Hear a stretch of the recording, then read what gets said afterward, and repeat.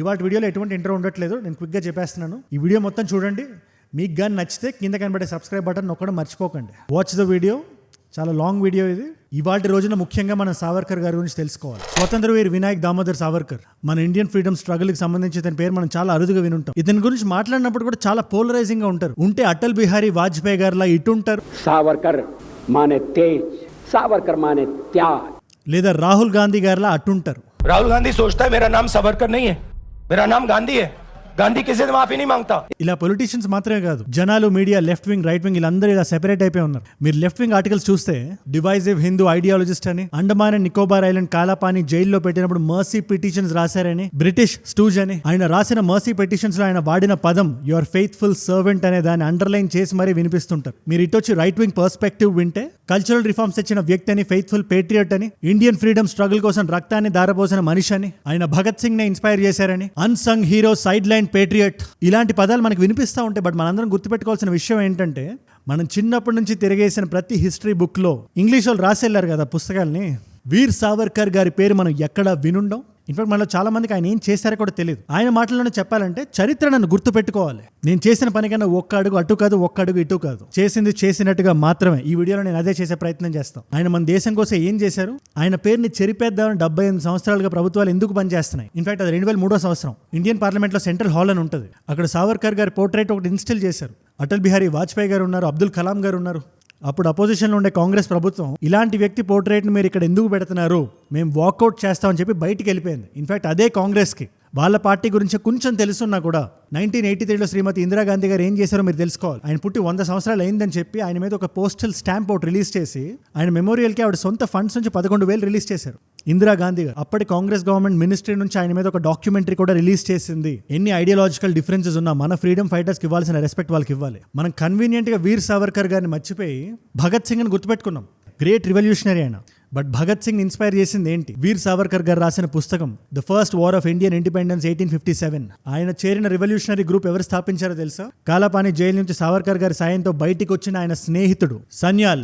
ఆయన స్థాపించిన revolutionary book HSRA, Hindustan socialist Republican association. ధర్మం గెలవాలంటే యుద్ధం చేయాల్సిందే అని నమ్మిన వ్యక్తులు వాళ్ళు. వాళ్ళని మనం మర్చిపోతే ఎలా? బట్ ఎందుకు మర్చిపోయిన క్వశ్చన్ మీకు ఎప్పుడైనా వచ్చిందా? Answer simple. నెహ్రూ గారు, గాంధీ గారు ఫ్రంట్ లైన్ లో రావడానికి మనం ఎలా అయితే నేతాజీని, సర్దార్ వల్లభాయ్ పటేల్ ని మర్చిపోయామో అదే రీజన్ అనుకోండి. బట్ వీర్ సావర్కర్ గారు ఏ యుద్ధం అయితే చేశారో, ఏ సిద్ధాంతమై నిలబడ్డారో, ఏ జీవితాన్ని అయితే కోల్పోయారో మనందరం తెలుసుకోవాలి. 1883 మే 28 నాసిక్ మహారాష్ట్రలో పుట్టారు ఆయన. బట్ ఆయన పుట్టిన ఒక 50-60 సంవత్సరాల ముందే ఆయన నమ్మిన సిద్ధాంతం పుట్టింది ఇటలీలో. అక్కడ మజీనీ అని ఒక వ్యక్తి ఉండేవాడు, జియూసెప్ మజీనీ. అఖండ్ ఇటలీ గురించి పోరాడేవాడు. ఇటలీ మొత్తం ఒకేలా ఉండాలి, ఇటలీ మొత్తం యూనిఫై అవ్వాలని పోరాడాడు. అప్పటి ఆస్ట్రియన్ రూల్ కి విరుద్ధంగా మొత్తానికి ఇటలీ యూనిఫై అయింది. తర్వాత అనారోగ్యంతో ఆయన చనిపోయాడు. ఈ కథ మనకి చాలా ఇంపార్టెంట్, మీరు అండర్లైన్ చేసి పెట్టుకొని మళ్ళీ ఇక్కడికి వద్దాం. వీర్ సావర్కర్ గారికి 2 అన్నయ్యలు, ఒక చెల్లి. మొదటి ఆయన గణేష్ సావర్కర్, ఈయన తర్వాత రాష్ట్రీయ స్వయం సేవక్ RSS కి one of the founding members ఈయన. ఇకపోతే రెండో అన్న నారాయణరావు సావర్కర్, ఈయనకు చెల్లి కూడా ఉంది, త్రయంబకేశ్వర్లో ఆవిడకి పెళ్లి కూడా చేశారు. సావర్కర్ గారి యంగ్ ఇయర్స్ అనేది they are filled with tragedy.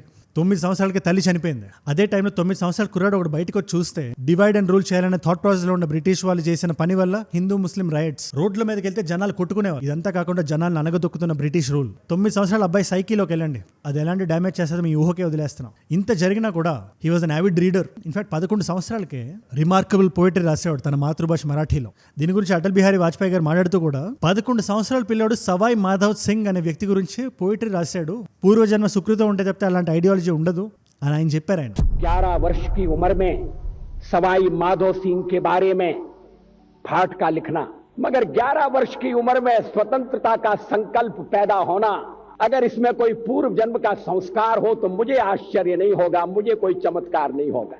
12 సంవత్సరాలకి ఆయన నాన్నగారు కూడా చనిపోయారు. రెండో అన్న ఎవరైతే ఉన్నారో ఆయన డెంటిస్ట్ ఉద్యోగంలోకి ఆయన వెళ్ళిపోయారు. చెల్లికి పెళ్లి చేసి పంపించారు. వీళ్ళిద్దరు గణేష్ సావర్కర్, వీర్ సావర్కర్. ఈ నెక్స్ట్ 10 years రివల్యూషనరీ థాట్స్ ఏవైతే ఉన్నాయో జనాలు పోగు చేసి చెప్పేవాళ్ళు. వాళ్ళన్నే గణేష్ సావర్కర్ గారు ఆయన పేరు మనం చాలా వినుండం కానీ వీర్ సావర్కర్ గారు నేషనలిస్ట్ థాట్స్ రావడానికి ఆయనే కారణం. లోకల్ గ్రూప్స్ ఉంటాయి కదా, వాళ్ళందరినీ పోగు చేసి మీటింగ్స్ అవి పెట్టేవాళ్ళు. లేట్ 1890s వచ్చేసరికి 15 ఏళ్ళు కూడా ఉండవు వీర్ సావర్కర్ గారికి. మిత్ర మేళా అనే ఒక సీక్రెట్ సొసైటీని స్థాపించారు. ఆ టైంలో ఈ సీక్రెట్ సొసైటీస్ చాలా కామన్ ఈ కొలోనియల్ కంట్రీస్. అంటే జనాలు గుంపుగా చేరి ఈ థాట్ ని స్ప్రెడ్ చేసేవాళ్ళు. వీళ్ళు మనల్ని అణగదొక్కుతున్నారు వాళ్ళ స్వలాభం కోసం. మన దేశం అంటే మనది, మన నేల అంటే మనది, ఈ నేల కోసం మనం పోరాడాలి, ఈ నేల కోసం మనం వీలైతే చచ్చిపోవాలి. రిలీజియస్ ఫంక్షన్స్ ముసుగులో ఇది చేసేవారు. రివల్యూషనరీ మెథడ్స్ ని, సెల్ఫ్ డిసిప్లిన్ ని నేర్పేదే ఈ మిత్రమేళ. ఈ సమయంలోనే ఈ మజీని గారు ఏదైతే నేను ఇటలీలో చెప్పానో ఆయన రైటింగ్స్ ని గానీ, ఆయన స్టోరీస్ ని గానీ, ఆయన ఎలా అయితే ఇటలీని యూనిఫై చేశాడో ఆ కథని గానీ ఆయన బాగా అడాప్ట్ చేసుకుని వీర్ సావర్కర్ గారు దాన్ని ఇండియాలోకి తీసుకురావడానికి ప్రయత్నించారు. ఫర్ ఎగ్జాంపుల్ అక్కడ ఆయన యంగ్ ఇటలీ అంటే, ఇక్కడ మనం దాన్ని అభినవ్ భారత్ అంటే ట్రూ ట్రాన్స్లేషన్ అది న్యూ ఇండియా, యంగ్ ఇండియా అని వస్తుంది. ఈ అభినవ్ భారత్ ఫార్మేషన్ 1904లో జరిగింది. ఇక్కడ ఫస్ట్ క్రిటిసిజంలోకి మనం వద్దాం. జనాలు ఏమంటారు, గాంధీ గారు, నెహ్రూ గారు లేదా మనం ఎవరి పేరైతే ఎక్కువ వింటాం వాళ్ళే ఎక్కువ కష్టపడ్డారు, ఈ సావర్కర్ పెద్దగా చేసింది ఏం లేదు, ఏదో కొంచెం జైల్లో ఉన్నాడు, మెర్సీ పిటిషన్ రాశాడు అని అనుకుంటారు కదా. ఇప్పుడు మనం అది కొంచెం ఓపెన్ చేసి చూద్దాం, జూమ్ ఇన్ చేసి చూద్దాం. జస్ట్ ఆయన హిందుత్వ ఐడియాలజీ వల్ల పోస్ట్ ఇండిపెండెంట్ ఎరాలో ఆయన సైడ్ లైన్ చేశారు తప్పితే 1902లో ఫెర్గ్యూసన్ కాలేజ్లో ఆయన అడ్మిషన్ తీసుకున్నారు. ఆయన పూణేలో ఏ కోర్సులో, BAలో. ఆ కాలేజ్లో fears political and revolutionary environment ఉండేది, ముఖ్యంగా స్టూడెంట్స్లో. ఈ స్టూడెంట్ పాలిటిక్స్లో ఆయన పార్టిసిపేట్ చేసేవాడు. అక్కడే ఈ మిత్రమేళలో ఎవరైతే ఉండేవాళ్ళో తర్వాత అది అభినవ్ భారత్ అయింది. అందులో పనిచేసిన చాలా వరకు జనాల తర్వాత స్టూడెంట్స్ ఈ డిస్కషన్స్లో పార్టిసిపేట్ చేసేవాళ్ళు. ఈ బ్రిటిష్ని ఎలా దింపేద్దాం, వీళ్ళని బయటికి ఎలా తరిమికొడదాం అనేటిదే ఇలా డిస్కషన్. ఇయర్ 1904 గుర్తుపెట్టుకోండి. ఈయన ఇక్కడ ఈ టైంలో ఉంటే అదే టైంలో గాంధీ గారు సౌత్ ఆఫ్రికాలో ఉన్నారు. అక్కడ రేసిజం ని ఫైట్ చేస్తున్నారు ఆయన. ఈ నాన్ వైలెన్స్, సత్యాగ్రహి టర్మ్స్ అని అప్పుడప్పుడే స్టార్ట్ అవుతున్నాయి రావడానికి. ఇప్పుడు గాంధీ గారి గురించి ఎందుకంటే ఆయన మన కథలోకి వస్తారు, అందుకే చిన్న కాంటెక్స్ట్ ఇస్తున్నాం. ఇదే టైంలో లోకమాన్య బాల్ గంగాధర్ తిలక్ గారు ఒక కాల్అవుట్ ఇచ్చారు. బ్రిటిష్కి సంబంధించిన ఏ వస్తువునైనా తగలెట్టేయండి, అవి మనకు అవసరం లేదు అని కాల్అవుట్ చేస్తే చాలా మంది దాంట్లో పార్టిసిపేట్ చేశారు. స్టూడెంట్స్ చాలా తక్కువ, ఎందుకంటే బ్రిటిష్ అండర్లో ఉండేవి. బట్ ఇదే టైంలో పూణే కాలేజ్లో చదువుతూ ఈ తిలక్ గారికి చాలా పెద్ద ఫ్యాన్ అయిన వీర్ సావర్కర్ గారు కాలేజ్ అందరూ చూస్తుండగానే బ్రిటిష్ సామాన్లు అన్నీ తెచ్చి తగలెట్టారు. చాలా పెద్ద దుమారం అయింది అది అప్పట్లో. కాలేజ్ నుంచి సావర్కర్ గారిని సస్పెండ్ చేశారు. బట్ నా వల్లే ఈ సావర్కర్ అనే వ్యక్తి ఇది చేశారు అని చెప్పి ఆయన పర్సనల్ గా రికమెండ్ చేసి, గుజరాతీ బేస్డ్ బిజినెస్ మ్యాన్ ఉండేవాళ్ళు అక్కడ లండన్ లో, శ్యామ్జీ కృష్ణ వర్మ. ఆయనకి అక్కడ ఇండియా హౌస్ అని ఉండేది. లండన్ లో ఉండే ఇండియా హౌస్ పని ఏంటంటే ప్రపంచంలో ఉండే ఇండియన్ రివల్యూషనరీస్ అందరినీ అట్రాక్ట్ చేయడం, జనాలను అక్కడికి రప్పియడం, డిస్కషన్స్, డిబేట్స్, ఐడియాలజికల్ కాన్ఫ్రంటేషన్స్ ఇవన్నీ జరిగాయి అప్పట్లో. ఈ ఇండియా హౌస్ లోనే గాంధీ గారు, సావర్కర్ గారు కూడా ఫస్ట్ టైం కలిశారు. ఇన్ఫాక్ట్ సావర్కర్ గారు అక్కడ లా చేయాలని చెప్పి ఆయనకి స్కాలర్షిప్ ఇప్పించి, ఆయన దగ్గర పెద్ద డబ్బులు ఉండేవి కాదు, ఆయన నాన్నగారు పెద్ద బ్యారిస్టర్ ఏం కాదు, సో ఆయనకి స్కాలర్షిప్ ఇప్పించి గ్రేస్ అనే కాలేజ్లో బ్యారిస్టర్ చదివిపిస్తున్నారు. ఆయన ఇండియా హౌస్కి తరచుగా వచ్చేవాళ్ళు, ఆయన ఇండియా హౌస్లోనే ఉండేవాళ్ళు. ఇన్ఫాక్ట్ ఆయన అక్కడ మోస్ట్ ప్రామినెంట్ మెంబర్. ఆయన సిద్ధాంతాలైనా, ఆయన రాసిన పుస్తకాలైనా ఆ టైంలో చాలా ఫేమస్ అయినాయి. ఇది అరౌండ్ 1906, 1907 ఇది. ఇక్కడ నుంచి ఒక సంవత్సరం పాటు ఆయన ఇండియా హౌస్ కి లీడర్ గా ఉన్నారు. ఈ 1 year లో ఆయన ఏదైతే ఫ్రీడమ్ స్ట్రగుల్ చేశారో దాని గురించి ఎంత మాట్లాడినా తక్కువే. ఆయన ఏం చేశారో చెప్పడం కన్నా ముందు ఆయన ఐడియాలజీ గురించి మనం మాట్లాడాలి. దాని గురించి మీకు క్లియర్ గా అర్థం కావాలంటే గాంధీ గారు ఇండియా హౌస్ లో సావర్కర్ గారిని మీట్ అయిన తర్వాత వాళ్ళిద్దరి మధ్యలో జరిగిన డిస్కషన్ గురించి మీకు చెప్పాలి.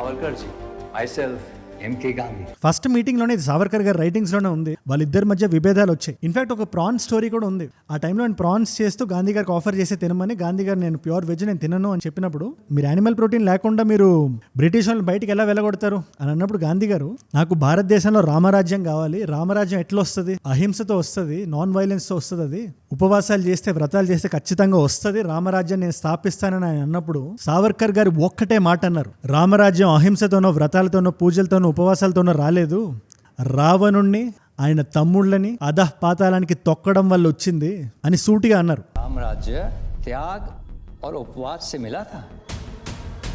राम राज्य उपवास से नहीं, रावण का, उसके भाइयों का, उसके सैनिकों का वध करके मिला था. ఈ ఐడియాలజీని ఆయన రాసిన పుస్తకాల్లో కూడా రిఫ్లెక్ట్ అయింది. అందులో one of the main books ఏంటో తెలుసా? అప్పట్లో ఆ పుస్తకం అంటే బ్రిటిష్ వాళ్ళు ప్యాంట్లు తడిపేసుకునేవాళ్ళు. First war of Indian independence 1857. ఆ పుస్తకం రిలీజ్ అవ్వడానికి ఒక యుద్ధమే జరిగింది. దాని గురించి మనం మాట్లాడదాం వీడియోలో.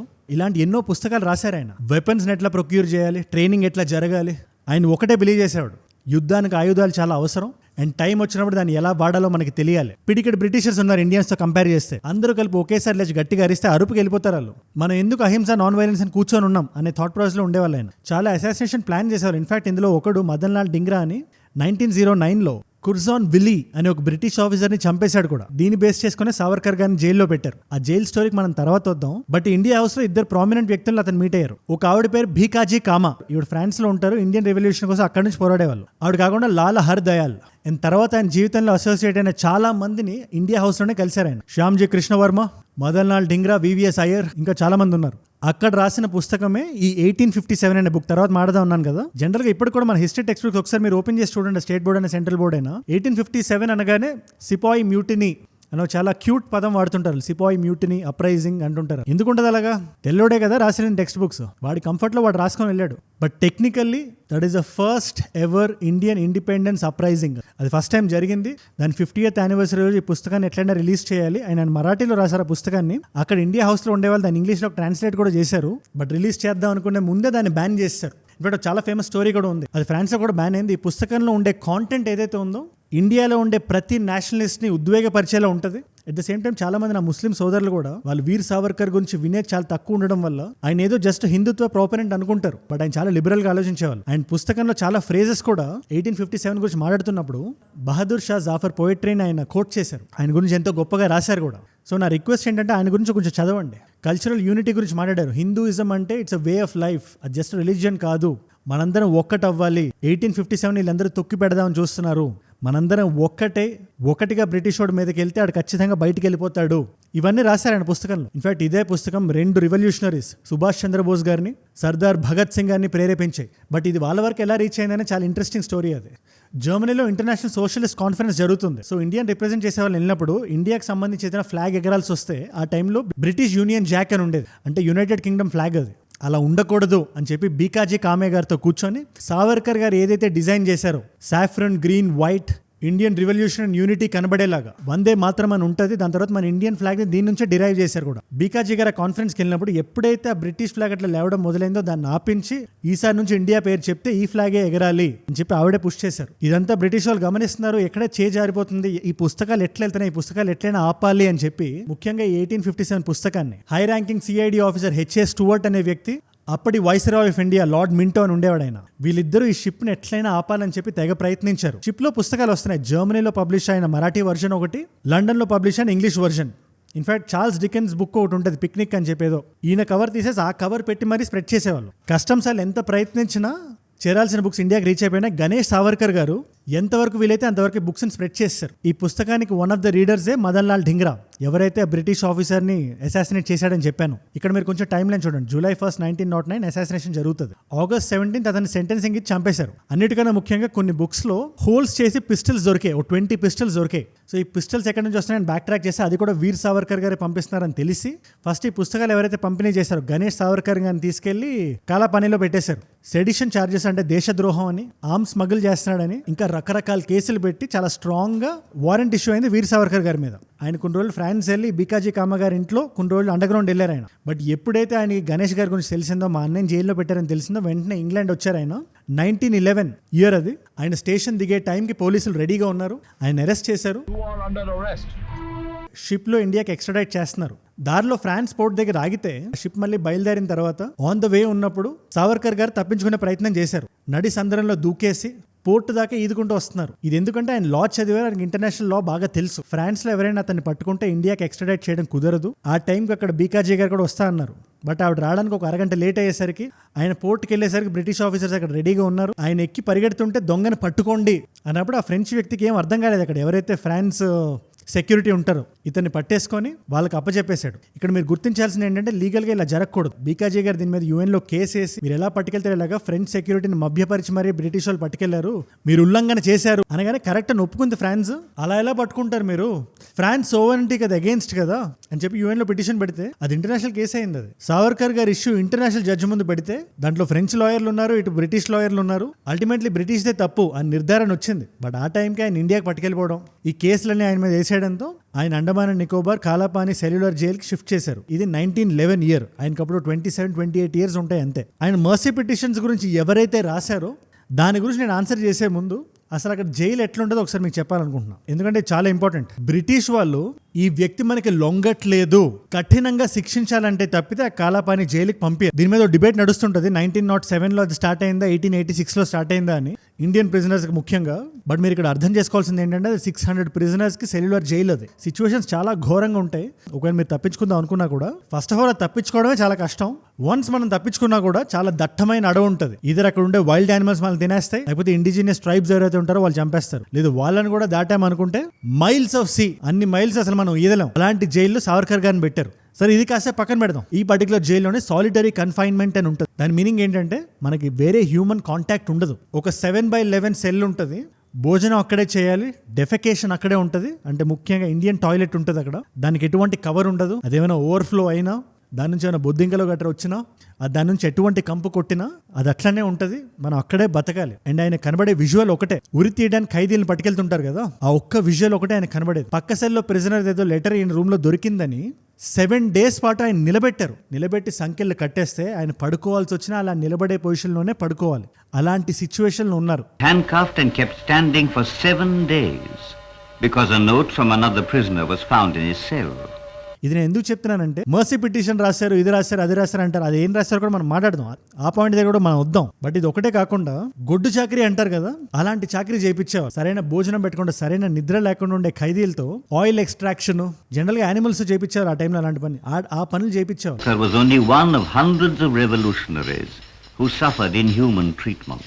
నరేంద్ర కుమార్ జోషి గారని 10 సంవత్సరాలు ఉన్నారు కాలాపానీలో. One of the most inhuman, మనుషుల్ని ట్రీట్ చేయని విధంగా ఉంటుంది ఆ జైలు అదని చెప్పారు. అలాంటి జైల్లో 50 సంవత్సరాలు శిక్ష పడింది తనకి, 2 లైఫ్ ఇంప్రిజన్మెంట్. ఇలాంటి దగ్గర కూడా సావర్కర్ గారు ఆయన ఇంటెలెక్చువల్ ఐడియాస్ ఏవైతే ఉంటాయో దానికి లిఖిత రూపంలో ఉండాలని చెప్పి ఆయన పోయమ్స్ ని గోడల మీద రాసేవాళ్ళు. ఎందుకంటే పెన్లు పేపర్లు కూడా ఇచ్చేవాళ్ళు కాదు ఆయనకి. A prodigious task, for he composed more than 10,000 verses during his years in jail in the Andamans. అది అలా రాస్తుంటే ఈ జైలర్లు గట్రా వచ్చి దాని మీద మళ్ళీ వైట్ పెయింట్ వేసేవాళ్ళు. ఆయన రాసినవన్నీ ఆయన గుర్తుపెట్టుకొని బయటకు వచ్చిన తర్వాత దాన్ని మళ్ళీ యాజ్ ఇట్ ఈస్ గా మరాఠీలో రాసేవాళ్ళు. అవి ఓన్లీ మరాఠీ భాషలో ఉన్నాయి కాబట్టి బయట అంత ప్రచురించబడలేదు. కానీ మహారాష్ట్రలో ఉండేవాళ్ళు ఖచ్చితంగా అలాంటి పోయమ్స్ ఎక్కడో దగ్గర చదివే ఉంటారు. దాందే ఉంది అది. సావర్కర్ గారు జైలుకి వెళ్ళారు, సరే, నెహ్రూ గారు కూడా వెళ్ళారు, గాంధీ గారు కూడా జైల్లో కూర్చున్నారు కదా, 3 సంవత్సరాలు కూర్చున్నారు వాళ్ళు. ఫ్రీడమ్ స్ట్రగుల్ అన్నాక అది ఖచ్చితంగా ఉంటుంది అంటారు చాలా మంది. అవును, ఖచ్చితంగా నెహ్రూ గారు జైల్లో ఉన్నారు, గాంధీ గారు కూడా ఉన్నారు, కరెక్టే. కానీ వాళ్ళు ఖచ్చితంగా కాలాపానీలో మాత్రం లేరు, గ్రేట్ డీ ప్రిజనర్స్ గా మాత్రం లేరు. మీకు చిన్న ఎగ్జాంపుల్ చూపిస్తాను నేను. ఏర్వాడ జైల్లో, నైనీ జైల్లో గాంధీ గారి రూమ్ ఒకసారి చూడండి మీరు, నెహ్రూ గారి రూమ్ చూడండి, ఇప్పుడు మన సావర్కర్ గారి రూమ్ చూడండి. ఇది ఒకటేనా? మీరే కంపేర్ చేయండి, మీ మనస్సాక్షిని మీరే అడగండి. వాళ్ళు జైల్లో ఉన్నప్పటికీ పొలిటికల్ ప్రిజనర్స్ కాబట్టి అందాల్సిన సౌలభ్యాలన్నీ అందేవాలి. ఇలాంటి టైంలో రాశారైనా మర్సీ పిటిషన్స్. ఇందులో 2 టర్మ్స్ చాలా మంది క్వశ్చన్ చేస్తుంటారు, ఈ పదాలు ఎందుకు వాడారు అని. నంబర్ 1, నాకు కానీ మర్సీ ఇస్తే నేను బ్రిటిష్కి అగేన్స్ట్ గా నేను ఉండను అని సావర్కర్ గారు రాసిన దాన్ని అండర్లైన్ చేస్తారు. అది కాకుండా యువర్ మోస్ట్ ఫెయిత్ఫుల్ సర్వెంట్ అని ఏదైతే రాశారో దాన్ని క్వశ్చన్ చేస్తారు. దానికి రిప్లై చాలా simple, he is a trained lawyer. ప్రతి డాక్యుమెంట్కి ఒక ప్రోటోకాల్ అనేది ఉంటుంది. మన చిన్నప్పుడు స్కూల్లో లీవ్ లెటర్లో రాసిన యోర్స్ రెస్పెక్ట్ఫుల్లీ నుండి ఆఫీస్లో డాక్యుమెంట్ ఒక విధంగా ఉంటుంది, అలాగే ఈ మర్సీ పిటిషన్ ఒక విధంగా ఉంటుంది. దాన్ని కరెక్ట్గా రాయాలి. అండ్ మర్సీ పిటిషన్ అవుట్కమ్ ఏంటి? నన్ను జైలు బయట పెట్టాలి అని సావర్కర్ గారు అనుకోవడం. ఆయన అలా ఎందుకు అనుకున్నారు? నా జీవితంలో నేను జైల్లో ఉండి ఏదైనా చేయడం కన్నా బయట ఉంటే దేశానికి ఎక్కువ ఉపయోగపడతానని ఆయన నమ్మారు. ప్లస్ ఇలాంటి టార్చర్లో సార్ ఇదంతా రాస్తారు కదా. ఈ మర్సీ పిటిషన్స్ లోనే ఆయన 5 లెటర్స్ రాశారు. అందులో ఒక లెటర్ లో చాలా ఖచ్చితంగా రాశారు ఆయన. అన్ని పొలిటికల్ ప్రిజనర్స్ చాలా గుంపులుగా రాస్తారు మర్సీ పిటిషన్స్. ప్లస్ ఆ టైంలో అది చాలా కామన్. అది అందరు ఇవే పదాలు వాడతారు. 1918, 1919 ఆ టైంలో ఇలాంటి ఖైదీలు అందరి దగ్గర మర్సీ పిటిషన్స్ తీసుకొని వదిలేయడం అనేది ఒక నార్మ్ అయిపోయింది. అది ఇలాంటి కామన్ ప్రాక్టీస్ లో అన్ని గుంపులకు వెళ్ళేటప్పుడు నా ఒక్కడి పేరు వల్ల వీళ్ళందరికీ కూడా మీరు ఫ్రీడమ్ ఇవ్వకపోతే నా పేరుని డిలీట్ చేసేయండి అని రాశాడు ఆయన. ఇన్ఫాక్ట్ ఈయన హెల్ప్ చేసిన ఇంకొక వ్యక్తి సత్యేంద్రనాథ్ సన్యాల్. ఆయన బయటకు వచ్చి పెట్టిందే HRA, Hindustan Republican association. Sanyal also signed a petition like this saying, I will never take part in this thing and I will be completely loyal to the British government. Please let me out. And 1 year later, he goes and forms the HRA and then orchestrates the Kakori case. 1907లో పుట్టిన భగత్ సింగ్ అప్పటికి teenage years కూడా start అయ్యి ఉండవు. HRAలో join అయ్యాడు. సావర్కర్ నుంచి స్ఫూర్తి తీసుకున్నారు ఆయన చేసిన యుద్ధాన్ని. ఇంకొక లెటర్ లో ఇంకా క్లియర్ గా రాశారు, నేను ఏదో బయటకు వస్తే జనాలకి థ్రెట్ అన్నట్టు ఈ బ్రిటిష్ గవర్నమెంట్ చూస్తుంది. పంజాబ్ నుంచి మద్రాస్ వరకు ముసల్మాన్లు, హిందువులు అందరూ నా గురించి ఎందుకు వెయిట్ చేస్తున్నారు, నన్ను బయటికి తెప్పియాలని ఎందుకు అడుగుతున్నారు అని చాలా క్లియర్గా రాశాడు ఆయన. బ్రిటిష్ నన్ను లోపల ఉంచేది కంప్లీట్లీ ఇల్లాజికల్, ఇర్రేషనల్ అని రాశాడు ఆయన. ఇదంతా ఎవరు మాట్లాడరు, just respected servant, I won't go against British అనే 2 పదాలని పట్టుకుంటారు. ఫైనల్ గా 13 సంవత్సరాల తర్వాత 1924లో అతను బయటికి వదిలి ఇంకొక 13 ఏళ్ళు అంటే 1937 వరకు రత్నగిరిలో హౌస్ అరెస్ట్ లో పెట్టారు అతన్ని. ఇక్కడ ఇంకో మిస్కన్సెప్షన్ ఏంటంటే బ్రిటిష్ కి ఆయన అండదండగా ఉండేవాడు, బ్రిటిష్ చాలా హెల్ప్ చేసేవాడు ఈ టైంలో అనేవాళ్ళు సావర్కర్ గారు. దీనికి నేను ఒకటే పాయింట్ చెప్దాం అనుకుంటున్నాను, నిజంగా బ్రిటిష్ కి సావర్కర్ గారు హెల్ప్ చేసి ఉంటే ఆయన్ని తీసుకెళ్లి ప్రైమ్ మినిస్టర్ చేసేవాళ్ళ లేదా 27 సంవత్సరాల పాటు జైల్లో పెట్టేవాళ్ళ? మీరే చెప్పండి నాకు. Which I state in the book as well, keep saying that his conduct is something that we don't trust. So it was an extension of this period of confinement from 29 to 31, 31 to 33, 33 to 35, and he was released finally in 1937. So 13 years of captivity. Why would the British do that to somebody who's on your side and who's a stooge? So that itself clearly showed that during those 13 years there were lots of underground linkages that Savarkar Savarkar and his brothers maintained with the revolutionary movement, whether it was Bhagat Singh, whether it was Azad, Rash Bihari Bose, and later Netaji Subhash Chandra Bose as well, Sachindranath Sanyal, all of them operating underground. అంత popularity ఉండే వ్యక్తి ఆ టైంలో. In fact నేను రత్నగిరిలో ఉండేటప్పుడు రెండో అనే నరేంద్రనాథ్ ఎవరైతే ఉన్నారో, నరేంద్రనాథ్ సావర్కర్ గారు 1915లో సౌత్ ఆఫ్రికా నుంచి ఇండియాకి వచ్చినట్టున్నారు మహాత్మా గాంధీ గారు. 1920లో మహాత్మా గాంధీ గారు కూడా ఆయన మర్సీ పిటిషన్ ని కన్సిడర్ చేయమని అడిగారు. వాళ్ళ అన్నయ్య వచ్చి ఇట్లా సిచ్యువేషన్ ఉందని చెప్పగానే ఆయన రియాక్ట్ అయ్యారు. Himself writes a petition on behalf of the Savarkar brothers and says these were brave men, they fought in the revolution and they faced this punishment, now they want to join the mainstream, and so why don't you allow them. రత్నగిరికి వచ్చి in fact ఆయన కలిశారు కూడా, ఆయన ఇంట్లో బాగాలేదని చెప్తే. అక్కడ కూడా ఒక చిన్న ఐడియాలజికల్ డిఫరెన్స్ జరిగింది వాళ్ళిద్దరికి క్యాస్ట్ విషయంలో. గాంధీ గారు చాలా స్ట్రాంగ్ గా నమ్మేవాళ్ళు వర్ణ సిస్టమ్, క్యాస్ట్ సిస్టమ్ అనేది ఉండాలి, హిందూయిజంలో శక్తి ఉండేది ఆ క్యాస్ట్ సిస్టమ్ లో నమ్మేవాళ్ళు. సావర్కర్ గారు దాన్ని కంప్లీట్లీ అపోజ్ చేశారు. సార్ ఇది కరెక్ట్ కాదు, మనం ఇంటర్ క్యాస్ట్ మ్యారేజ్లు చేయాలి, అందరికీ అలాంటి మ్యారేజ్లు జరిగితే ఒక 4 జనరేషన్ల తర్వాత ఎవడే క్యాస్ట్ అంటే ఎవరికి గుర్తుండదు, ఇది మనం ఖచ్చితంగా చేయాలని వాదించారు ఆయన. जिन्हें हरिजन कह रहे हैं वे शोषित हैं, पीड़ित हैं. मेरे विचार में जिस जाति व्यवस्था कास्ट सिस्टम ने उन्हें इस दशा में लाया है उसे समाप्त कर देना चाहिए. नहीं, ऐसा करने से तो उलझने बढ़ेंगी. कास्ट सिस्टम में मेरा पूरा विश्वास है. ఇంకొక పెద్ద ఎలిగేషన్ అంటే ఆయన మీద వేసేది, బ్రిటిష్ గవర్నమెంట్ అదే అండమాన్ అండ్ నికోబార్ కాలాపాని ఏదైతే ఉందో ఈయనకి పెన్షన్ ఇచ్చింది చాలా సంవత్సరాల పాటు అని చెప్పి. మీరు ఆయన దగ్గర పుస్తకాలు లాగేసుకున్నారు, ఆయన రాసినవన్నీ కాల్చి బూడిద చేశారు, ఆయన రాసిన బుక్స్ని బ్యాన్ చేశారు, ఆయనకు పిల్లలు ఉన్నారు, ఆయన ఎలా సస్టైన్ అవుతాడు? ఆయన దగ్గర నుంచి అన్ని లాగేసుకొని, ఆయన లా డిగ్రీ లాగేసుకొని, ఆయన సర్టిఫికేట్లు కాల్ చేసి how will he do it? అది కూడా ఎంత ఇస్తున్నారు ఆ టైంలో? 60 రూపాయలు. ఆ టైంలో చాలా మోడెస్ట్, అది నెలకు 60 రూపాయలు పెన్షన్ వచ్చేది అతనికి. పైగా నిజంగా అందరూ అనుకున్నట్టే ఆయన బ్రిటిష్ గవర్నమెంట్ దగ్గర పెన్షన్ తీసుకొని బ్రిటిష్కి అండగా నిలబడుతుంటే, ఆయన బుక్ ఏదైతే ఉందో 1857 బుక్, అది మళ్ళీ సెకండ్ టైం రీపబ్లిషింగ్కి వచ్చినప్పుడు భగత్ సింగ్ ఎందుకు రీపబ్లిష్ చేపిస్తారు అది? లేదా 1947లో నేతాజీ సుభాష్ చంద్రబోస్ గారు ఎందుకు మళ్ళీ దాన్ని 3rd రీపబ్లికేషన్ పంపిస్తారు? నిజంగా అతను బ్రిటిష్కి హెల్ప్ చేస్తుంటే వీళ్ళు అతని స్ఫూర్తిని ఎలా తీసుకుంటారు? ఇంత స్టాంచ్ నేషనలిస్ట్, మీరే చెప్పండి. ఇన్ఫాక్ట్ ఈ హిందుత్వ టర్మ్ ఎలా వచ్చిందని నేను చెప్పాను. నేను ఖిలాఫత్ మూవ్మెంట్ అని ఆ టైంలో చాలా ఫేమస్ అవుతుంది. ఆయన జైలు నుంచి బయటకు వస్తున్న టైం చాలా హైలో ఉంది. అసలు ఈ ఖిలాఫత్ మూవ్మెంట్ అంటే ఏంటో మీరు తెలుసుకోవాలి. 1919లో స్టార్ట్ అయింది ఇది. టర్కీలో ఆటోమన్ ఎంపైర్ అని ఉండేది, దానికి బ్రిటిష్ కంప్లీట్లీ అపోజ్ చేసి దాన్ని ఎండ్ చేద్దాం, అక్కడ ఉండే ఖలీఫత్ని ఎండ్ చేద్దాం అనేది వాళ్ళ ప్రయత్నం.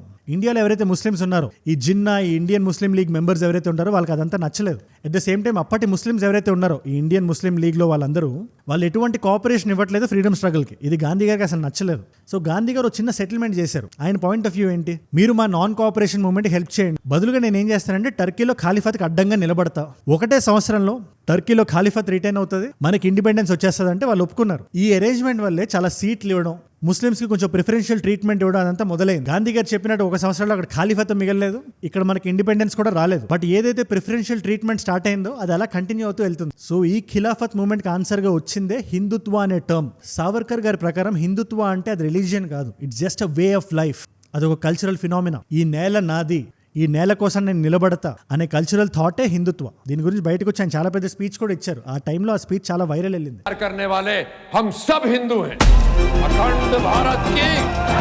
చాలా మంది ఆయన ఇచ్చిన స్పీచ్ ని 2 నేషన్ థియరీతో మిస్ఇంటర్ప్రిట్ చేస్తారు. ఇన్ఫాక్ట్ శశి థరూర్ గారు ఇండియాలో ఫస్ట్ టైం 2 నేషన్ థియరీ అనే వర్డ్ కాయిన్ చేసిందే మన సావర్కర్ గారు అని చెప్పారు ఆయన. అది చాలా పెద్ద ఫేక్ న్యూస్. అది సావర్కర్ గారికి 4 సంవత్సరాలు ఉన్నప్పుడే, అంటే 1887లోనే ఫస్ట్ టైం ఆ వర్డ్ కాయిన్ అయింది. అలీగఢ్ యూనివర్సిటీలో ప్రొఫెసర్ కాయిన్ చేశారు దాన్ని. ఆయన పేరు సర్ సయ్యద్ అహ్మద్ ఖాన్. ఈ 2 నేషన్ థియరీని గట్టిగా ప్రాపగేట్ చేసింది 3 వ్యక్తులు, ఈ Ahmad Khan, Jinnah and Allama Iqbal. Most ironic thing ఏంటో తెలుసా, ఈ 2 నేషన్ థియరీ కావాలని రాసిన అల్లామా ఇక్బాల్ గారు రాసిన సారే జహాసే అచ్చే పాట మనం చిన్నప్పటి నుంచి పాడుతుంటాం. And most of the people Savarkar గారు చాలా కన్జర్వేటివ్గా ఉంటారు, చాలా బ్యాక్వర్డ్ థింకింగ్ అనుకుంటారు, కానీ ఆయన చాలా మోడర్న్ గా లిబరల్ గా ఆలోచించేవాళ్ళు. ఇన్ఫాక్ట్ గాంధీ గారి కన్నా ఎక్కువ అంబేద్కర్ గారు ఎంతైతే పోరాడారో దళితుల గురించి, ఈయన పాయింట్ ఆఫ్ వ్యూ కూడా అలాగే ఉండేది. As I met Mr. Gandhi in the capacity of an opponent, I have a feeling that I know him better than most other people because he had opened his real fangs to me. You see, and I could see the inside of the man. You see, while others who generally went there as devotees, you see, saw nothing of him except the external appearance which he had put up as a Mahatma. ఒకసారి పతిత Pawan temple అని కొట్టండి మీరు, that is the first ever temple. ఏ జాతి వ్యక్తి అయినా లోపలికి రావచ్చు. ఆయనంత రిలీజియస్ వ్యక్తి కాకపోయినా ఆయన చిత్పవన్ బ్రాహ్మణ్ ఆయన. సో ఒక బ్రాహ్మణుడు లాగా చాలా ఇంటర్ కాస్ట్ మ్యారేజెస్ నడిపించారు. ఇన్ఫాక్ట్ వాళ్ళ అన్నయ్య one of the founding members ఆయన. గణేష్ సావర్కర్ గారు RSS కి, రాష్ట్రీయ స్వయం సేవక్. చాలా వాటిల్లో ఐడియాలజీ మ్యాచ్ అయినా కూడా మీరు పాలిటిక్స్లోకి వెళ్ళట్లేదు అని చెప్పి ఆ గెడ్డమది పెంచుకోకూడదు, మన ఇండియన్ పాస్ట్ నుంచి కల్చరల్ ఐడెంటిటీని తెచ్చుకోవాలి కానీ ఆ సాధు కైండ్ ఆఫ్ అటైర్ ఉండకూడదు అని చెప్పి ఆయన వాదించేవాళ్ళు ఆ టైంలో. అందుకే ఇవాళ కూడా ఆర్ఎస్ఎస్ కానీ బీజేపీ కానీ సావర్కర్కి అంత ఇంపార్టెన్స్ ఇవ్వదు. ఇదే రాహుల్ గాంధీ గారు కూడా అన్నారు, ఉటాకే ఫేక్ దియా క్యా అని అడుగుతున్నారు ఆయన పార్లమెంట్ లో. सावरकर आपके नहीं है क्या आपने उनको उठा के फेंक दिया? क्या सावरकर को आपने फेंक दिया? ఈ విషయాలు మనతో ఎవ్వరూ మాట్లాడు. లతా మంగేష్కర్ గారు అన్నయ్యని సావర్కర్ గారి పోయం ప్లే చేసినందుకు ఆల్ ఇండియా రేడియో నుంచి ఆయన పీకేశారు. దీని గురించి ఎవరు చెప్పరు. 12 సంవత్సరాలు సావర్కర్ ఏదో మాస్క్ మీద రాయేసి కొట్టాడని చెప్తారు కానీ ఆయన నిలబడుతున్న హిందూ ముస్లిం రైట్ మధ్యలో ఎవరు చెప్పరు. ఆ టైంలో డివైడ్ అండ్ రూల్ చేసిన బ్రిటిషర్స్ గురించి ఎవరు మాట్లాడరు. ఆయన మర్సీ పిటిషన్ రాశారని చెప్తారు కానీ ఆయన 13 సంవత్సరాలు సెల్యులర్ జైల్లో ఉన్నారని ఎవరు మాట్లాడరు. గాంధీ అసాసినేషన్ కేసులో ఆయన నిందితుడుగా తెచ్చి కూర్చోబెట్టారని చెప్తారు కానీ ఆ రెడ్ ఫోర్ట్ ట్రైల్లో ఈయనకి గాంధీ గారి హత్యకి ఎటువంటి సంబంధం లేదని కోర్టు నిర్ధారించిందని ఎవరు మనతో మాట్లాడరు. నేను ఎప్పుడు ఒకటే నమ్ముతా, హిస్టరీలో వైట్ బ్లాక్ క్యారెక్టర్స్ ఉండరు, అందరికీ ఆ షేడ్ ఆఫ్ గ్రే ఉంటుంది. అలా అని చెప్పి వాళ్ళు మనం పుస్తకాల నుంచి చెరిపేయకూడదు. అందుకే ఇవాళ మీకు సావర్కర్ గారి గురించి నాకు తెలిసి చెప్దాం అనుకున్నాను. దీని మీద మీ అభిప్రాయం ఏంటి నాకు కింద కామెంట్స్ రాయండి. హిస్టరీ టెక్స్ట్ బుక్ లో సావర్కర్ గారి గురించి చదవని ప్రతి భారతీయుడికి వీడియో షేర్ చేయండి. అండ్ నా వీడియోస్ కొత్తగా ఎవరైనా చూస్తున్నట్లుంటే కింద సబ్స్క్రైబ్ చేయడం మర్చిపోకండి. ఇలా మనల్ని ఆలోచింపజేసే వీడియోస్తో రోజుకు ఒక వీడియోతో మీ ముందుకు వస్తాం. నాకు ఏదైనా వీడియో ఐడియా టాపిక్ ఏదైనా ఇద్దామనుకుంటే ఇన్స్టాగ్రామ్కి వచ్చేయండి. అజయ్ ఫ్రమ్ ఏజుడ్ అని ఉంటుంది. 1+ మిలియన్ ఫాలోవర్స్ ఉంటారు. You should be able to find me. మీకోసం 2 కాంప్లిమెంటరీ వీడియోస్ పెడుతున్నాను. ఢిల్లీ ఎమ్మెల్యే కొడుకు ఒక అతను లైసెన్స్ లేకుండా ఆయన ఎలా మాట్లాడుతున్నాడో మా ఈ ఎమ్మెల్యే అంటున్నాడు. అతని గురించి వీడియో ఇక్కడ ఉంది. లేదా రీసెంట్ గా కేరళలో 23 సంవత్సరాల ఆడపిల్లకి మరణశిక్ష విధించారు. అంతలా అమ్మాయి ఏం చేసిందో తెలుసుకుందాం అనుకుంటే ఆ పర్టికులర్ వీడియో ఇక్కడ ఉంది. మీకు ఏ వీడియో ఇంట్రెస్ట్ ఉంటే ఆ వీడియో చూడండి. నేను మిమ్మల్ని మళ్ళీ రేపు కలుస్తాం. మనందరం కలిసి పెరగాలి, కలిసి ఎదగాలి. Let us all rise together. Rise above politics. Rise above one-sidedness. Rise above hate. ఏజుడ్ అంటే మనం. జై హింద్, జై భారత్, జై ఆంజనేయ. ఓం నమో వెంకటేశాయ. స్వతంత్ర వీర్ వినాయక్ దామోదర్ సావర్కర్ కి జై.